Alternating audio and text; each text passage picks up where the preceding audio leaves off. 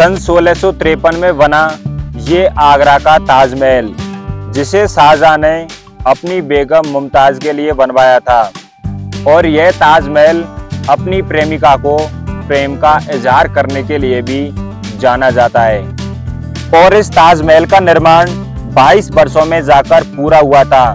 और वहीं सन 1983 में विश्व विरासत सूची में इस ताजमहल को शामिल किया गया था।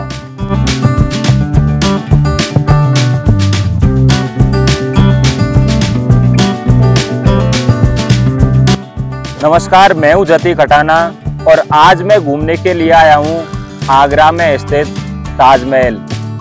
इस ताजमहल का निर्माण करवाया था शाहजहां ने अपनी बेगम मुमताज के लिए। लेकिन इस ताजमहल का निर्माण 22 वर्षों में जाकर पूरा हुआ था।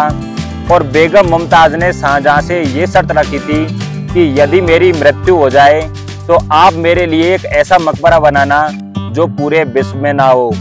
और इसी के कारण शाहजहां ने इस ताजमहल का निर्माण करवाया था। और इसी के कारण इसे सन 1983 में विश्व विरासत सूची में शामिल भी किया गया। इस ताजमहल का निर्माण करने के लिए 20,000 मजदूरों का उपयोग किया गया था। लेकिन इस ताजमहल में और क्या क्या रहस्यमयी चीजें हैं जिन्हें आपको देखना बहुत ही जरूरी है। तो चलिए आपको ताजमहल की वो सभी रहस्यमयी जगह को दिखाते हैं।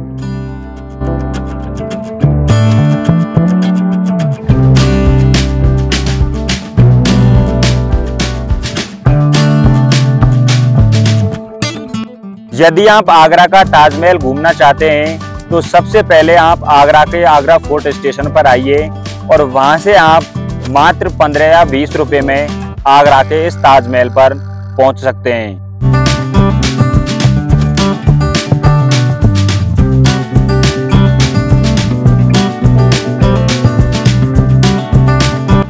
आगरे के ताजमहल में घूमने से पहले आपको इस फुटपाथ से होकर गुजरना पड़ेगा जहां पर आगरे के इस ताजमहल के बारे में इतिहास लिखा हुआ है। इस ताजमहल को देखने के लिए आपको एक टिकट लेना पड़ता है जो सिर्फ 50 रुपए का होता है। ये आप ऑनलाइन और ऑफलाइन दोनों प्रकार से खरीद सकते हैं। इसके बाद आपके पास कुछ ऐसा सामान है जिसे आप ताजमहल के अंदर नहीं ले जा सकते, उसे यहाँ पर मात्र 20 रुपए में जमा करा सकते हैं। ताजमहल को देखने के लिए यहाँ पर 4 प्रवेश द्वार दे रखे हैं। लेकिन ये जो आप मेरे सामने की तरफ देख रहे हैं ये इस ताजमहल में प्रवेश करने के लिए पश्चिम द्वार है। तो चलिए इसके अंदर आपको ले चलते हैं। तो आप मेरे जो सामने देख रहे हैं ये इस ताजमहल में प्रवेश करने के लिए पश्चिम द्वार है।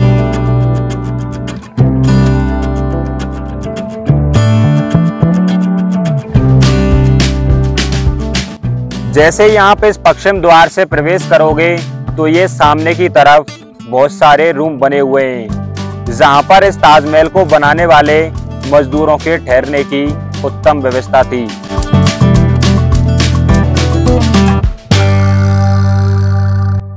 इस ताजमहल को देखने के लिए 4 प्रवेश द्वार हैं। तो आप जो मेरे सामने की तरफ देख रहे हैं ये पश्चिम द्वार है जहां से हमने एंट्री करी थी। इस पश्चिम गेट के बाईं तरफ देखोगे तो एक और गेट बना हुआ है जिसे मजदूर गेट के नाम से जानते हैं। यहाँ से मजदूर प्रवेश किया करते थे।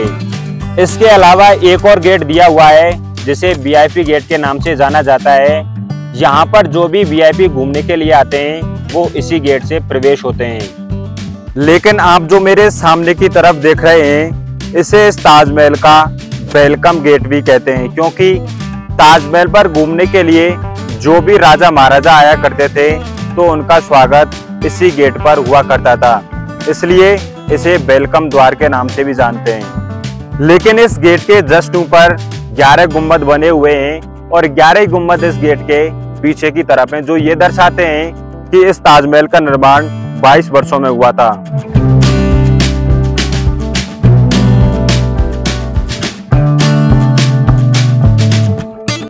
तो चलिए आपको इस ताजमहल के वेलकम गेट की तरफ ले चलते हैं, जिसे इस ताजमहल का मुख्य द्वार भी कहा जाता है।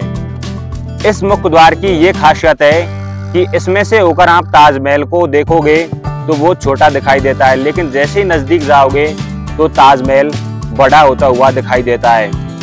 लेकिन आप इस वेलकम गेट की कलाकृति को देखिए, ये कितनी शानदार बना रखी है। तो आप देख सकते हैं इस वेलकम गेट से ताजमहल छोटा दिखाई दे रहा है, लेकिन अब मैं जैसे जैसे आगे की तरफ बढ़ रहा हूँ ये ताजमहल मुझे बड़ा होता हुआ दिखाई दे रहा है। तो अब सुबह की टाइम है, सुबह की टाइम में इसका व्यू देखिए कितना शानदार आ रखा है। इस ताजमहल का रंग दिन में 4 बार बदलता है। सुबह के टाइम अलग होता है और शाम के टाइम अलग होता है, लेकिन आप सुबह का नज़ारा देख सकते हैं, ये कितना अच्छा इस ताजमहल का व्यू आ रखा है। ताजमहल के दाईं तरफ ये मस्जिद बनी हुई है, जहां पर हर शुक्रवार को यहाँ पर नमाज अदा करी जाती है। वहीं बाईं तरफ देखोगे तो यहाँ पर ये गेस्ट रूम है, जो यहाँ पर मेहमान आया करते थे उनके ठहरने की यह उत्तम व्यवस्था थी। जब आप इस ताजमहल के दाईं तरफ देखोगे तो दाईं तरफ 8 बगीचे बने हुए हैं, लेकिन वहीं आप बाईं तरफ देखोगे तो बाईं तरफ भी 8 बगीचे बने हुए हैं। तो कुल मिलाकर बात करें तो इस ताजमहल के बाएं और दाएं तरफ कुल टोटल 16 बगीचे बने हुए हैं। लेकिन इन फव्वारों की बात करें जो इस ताजमहल के सामने बने हुए हैं तो ये कुल टोटल 53 बने हुए हैं। तो इससे पता चलता है कि इस ताजमहल का निर्माण 1653 में जाकर पूरा हुआ था। ये जो आप मेरे सामने की तरफ देख रहे हैं ये वेलकम गेट का पीछे का हिस्सा है और बिल्कुल ऐसा बना हुआ है जैसे कि सामने था।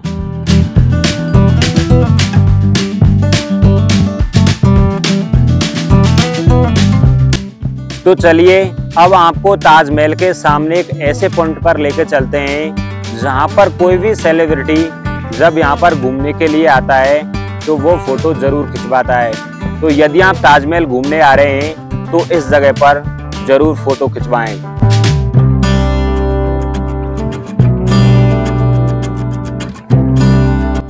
तो आप देख सकते हैं कि इस जगह से ताजमहल का कितना अच्छा शानदार व्यू आ रखा है। तो मैं फिलहाल सुबह की टाइम पर आया हुआ हूँ, तो आप देख सकते हैं इस ताजमहल का रंग बिल्कुल सफेद दिखाई दे रखा है।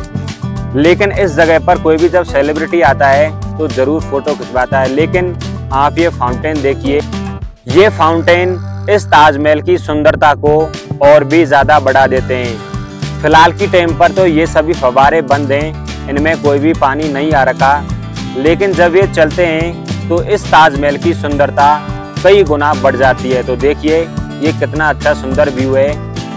तो यदि आप ताजमहल घूमने के लिए आ रहे हैं तो इस जगह से अपना फोटो खिंचवाए बगैर आप बिल्कुल भी मत जाइए।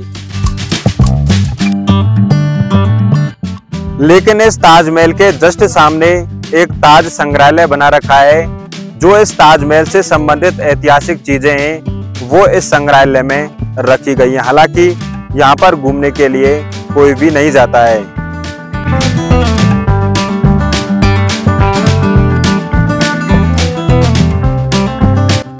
इस ताजमहल में शाहजहां और उनकी बेगम मुमताज की कब्र 30 फीट नीचे रखी गई है, लेकिन लोगों को दिखाने के लिए यहाँ पर डमी कब्र रखी गई है और यहाँ पर जाने के लिए आपको 200 रुपये का एक और टिकट लेना पड़ेगा। इस ताजमहल के चारों तरफ ये 4 मीनारें लगाई गई हैं जो इस ताजमहल के विपरीत दिशा में झुकी हुई हैं। लेकिन इस ताजमहल के गुंबद के ऊपर एक ब्रास की डंडी लगी हुई है, जिसे आप दूर से देखोगे तो इसकी बहुत कम हाइट दिखाई देती है। लेकिन आपको बता दें इस गुंबद के ऊपर लगी हुई है डंडी की लंबाई 30 फीट ऊंची है। लेकिन आप जो मेरे सामने इस ताजमहल में कलाकृति देख रहे हैं ये किसी पेंट से नहीं बनाई है, बल्कि ये पत्थर से बनाई गई कलाकृति है। तो देख सकते हैं कितनी शानदार पत्थर से बनाई गई कलाकृति है। तो अब मैं इस ताजमहल के बिल्कुल नजदीक आ चुका हूँ, तो आप इस ताजमहल का बिल्कुल नजदीक से दृश्य देख सकते हैं। लेकिन सबसे पहले आप इस कलाकृति को देखिए जो पत्थर से बनाई गई है। देखने में तो ऐसी लगती है कि इस कलाकृति को पेंट से बनाया है, लेकिन इसे पत्थर से बनाया गया था।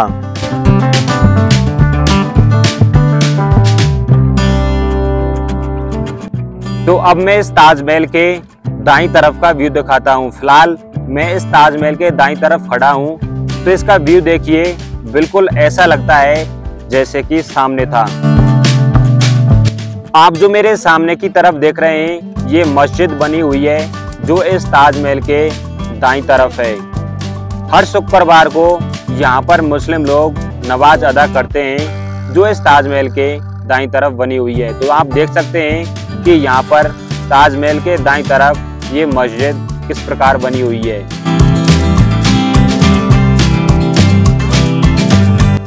ये इस मस्जिद के सामने ड्रेनेज सिस्टम दे रखा है। जब बरसात होती है तो सारा पानी यहीं से बाहर निकलता है। इसके अलावा हम आपको वजू हौज दिखाते हैं, जो यहाँ पर सिर्फ नमाजियों के लिए है। हर शुक्रवार यहाँ पर नमाज अदा करी जाती है, तो उनके लिए हाथ पैर धोने के लिए ये कुंड बनाया गया है। और ये वजू हौज इस ताजमहल के दाईं तरफ बना रखा है।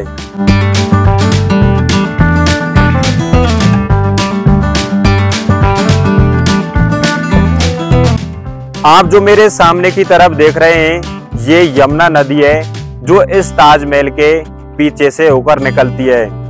लेकिन फिलहाल की टाइम पर इस यमुना नदी में इतना पानी है नहीं, लेकिन यह नदी इस ताजमहल के जस्ट पीछे से होकर गुजरती है।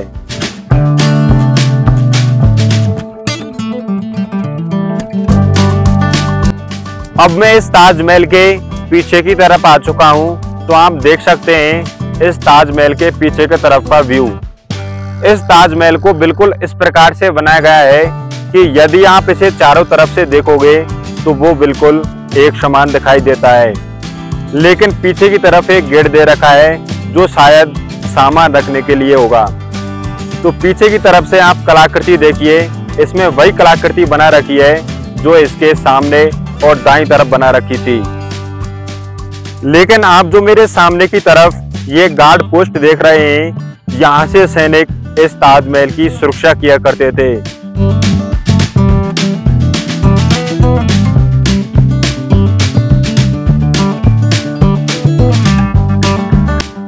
अब मैं इस ताजमहल के बाईं तरफ आ चुका हूँ, तो आप बाईं तरफ का व्यू देख सकते हैं। ये बिल्कुल इसी प्रकार का दिखता है जिस प्रकार का तीनों तरफ से था।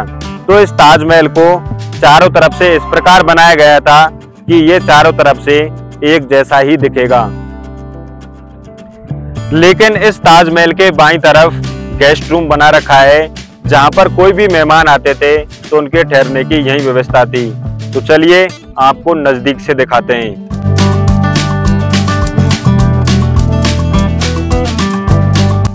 तो यह ताजमहल के बाईं तरफ बना हुआ गेस्ट रूम है, जहां पर कोई भी जब मेहमान आया करते थे तो उनके ठहरने की उत्तम व्यवस्था थी। और इस पूरे गेस्ट रूम को लाल पत्थर से बनवाया गया है। तो आप देख सकते हैं इसके अंदर का व्यू।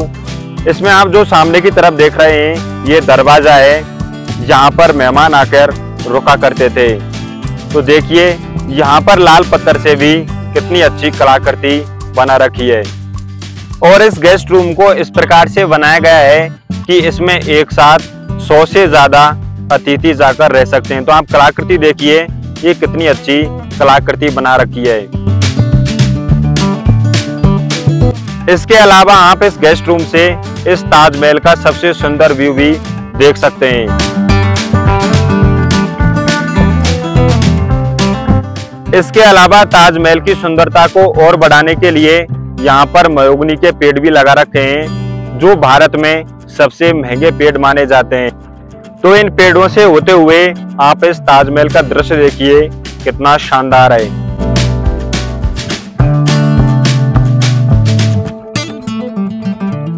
तो यदि आप ताजमहल घूमने के लिए आ रहे हैं तो इन सभी जगहों पर घूमिए।